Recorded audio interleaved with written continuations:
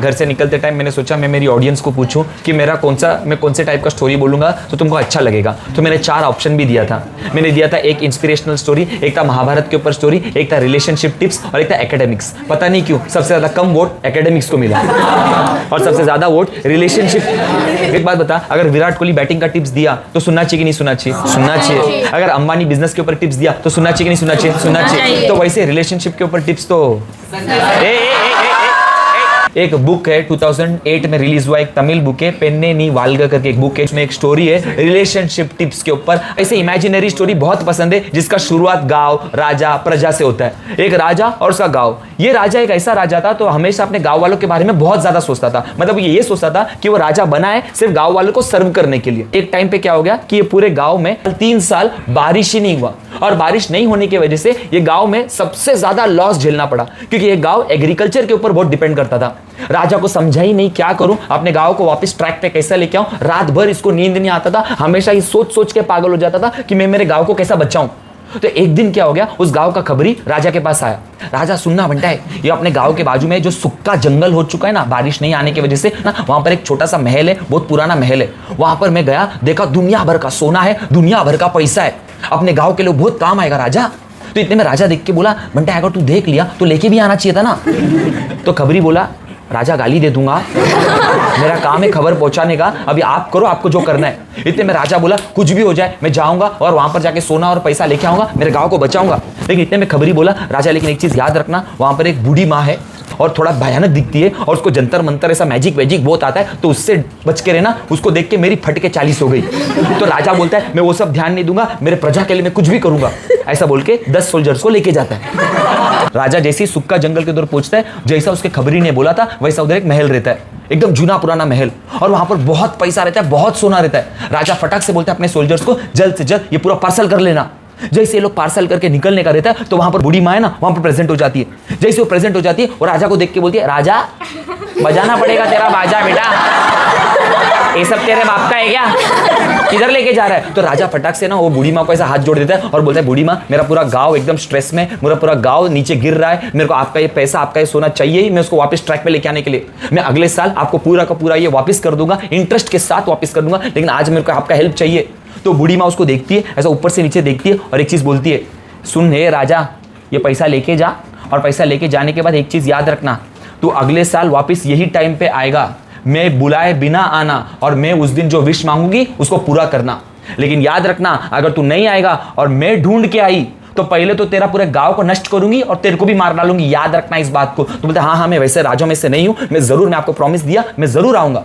राजा पूरा पैसा सोना लेके जाता है, पूरे गांव का इंफ्रास्ट्रक्चर ही चेंज कर देता है, इरिगेशन फैसिलिटी लेके आता है, मां कसम गांव को वापस ट्रैक पे लेके आ जाता है और गांव 1 साल के अंदर मजबूत गांव बन जाता है। 1 साल के बाद वो फाइनली वो दिन आता है जब राजा को वो बूढ़ी माँ से मिलने का टाइम आता है। जाता है वो जंगल में वो बूढ़ी माँ से मिलने के लिए। वो बूढ़ी माँ देखती है, शॉक हो जाती है और बोलती है, वाह राजा, तेरे को तो तेरा प्रॉमिस याद था, मेरे को तो लगा तू नहीं आएगा लेकिन फिर भी तू आया, क्या बात है।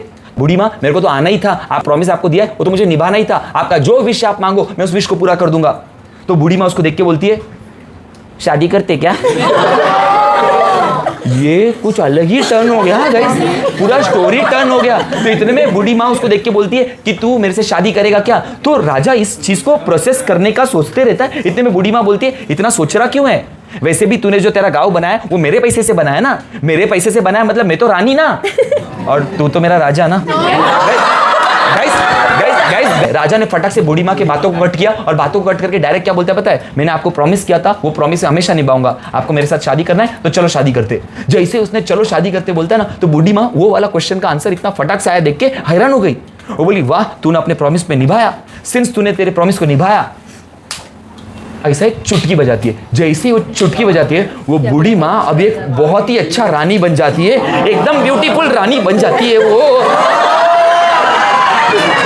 फुल 1 साइड रानी बन जाती है। उसको ऐसा रानी बनते हुए देख राजा सोचता है, बनता है क्या नसीब लेके पैदा हुआ, रानी बनता है और क्या 1 साइड दिखती है, 1 साइड। तो रानी फटाक से अभी राजा को देख के बोलती है, राजा अब एक प्रॉब्लम है, एक बात याद रखना, दिन में 24 घंटे हैं। गाइस अभी एक बहुत डीप मैसेज आने वाला है, आगे सुनते रहना।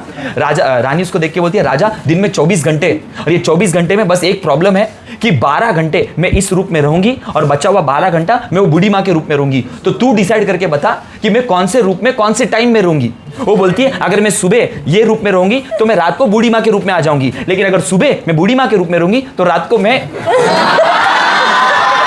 तो क्या लगता है, ज्यादा दांत मत दिखाना, क्या लगता है ऐसे क्रिटिकल क्वेश्चन का आंसर, ऐसे क्रिटिकल क्वेश्चन का आंसर क्या लगता है राजा ने क्या बोला रहेगा? गाइस डायरेक्ट रात में लेके आ रहा है ना राजा, ना तुम लोग के जैसा नहीं था। राजा डायरेक्ट रानी को देख के बोलता है कि रानी सुनो, मैं कैसे रहूंगा ना ये मैं डिसाइड कर सकता हूं, लेकिन आप कैसे रहोगे ना ये मैं कभी आपको फोर्स नहीं कर सकता हूं। क्योंकि रानी सुनो, रानी सुनो, रानी सुनो सुनो सुनो, क्योंकि तुम्हारा भी लाइफ है, तुम्हारा भी स्पेस है, तुम्हारा भी टाइम है, तो मैं तुम्हें कभी भी फोर्स नहीं करूंगा कि तुम ऐसा रहना वैसा रहना, तुम अपने मर्जी का तुम कैसे भी रह सकते हो। मेरा कारण मतलब मेरा लाइफ में मेरे को बस आपको लव देना है, आपको रिस्पेक्ट देना है, ये मेरा काम है। मैं तुमको फोर्स नहीं करूंगा कि तुम मेरे जैसा बनो या मेरे को जैसा चाहिए वैसा बनो। गाइस राजा ग्रीन फ्लैग नहीं था, राजा एवरग्रीन फॉरेस्ट था। ये सुन के रानी मेरा पूकी राजा, कभी भी अपने लिए किसी और को चेंज मत करना is the moral of the